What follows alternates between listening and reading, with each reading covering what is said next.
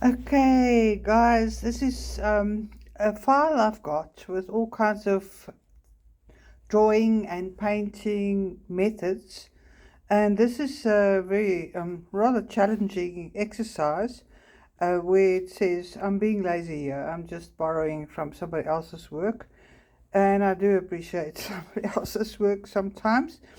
It says drawing textures is a challenge for any artist, and here's a still life that positively abounds with them.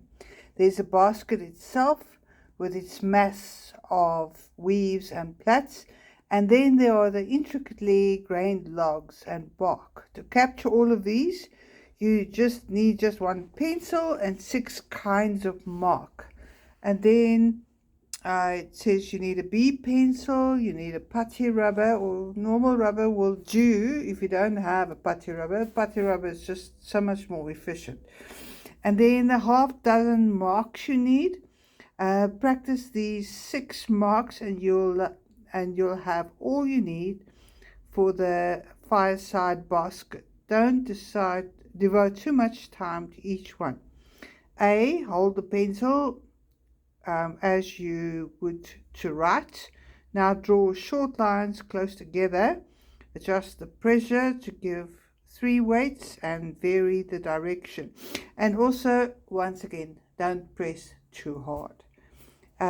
B, hold the pencil fairly lightly and draw a series of long tremulous lines, and then these will represent the wood grain.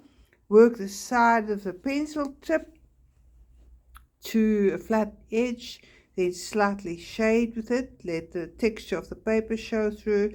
This represents the grain of the wood at the end of some of the logs. And then blunt the tip of the pencil, then make crisp black lines with it, exerting lots of pressure. This useful line, where am I? Let me just write this.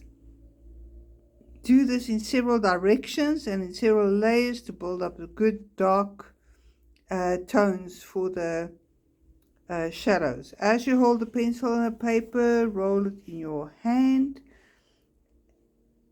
Then by varying the pressure, you end up with squiggly line of thicks and thins, perfect for the bark on some of the logs.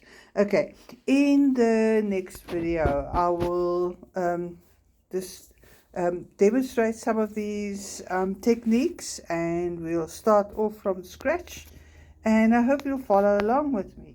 Okay, see you then.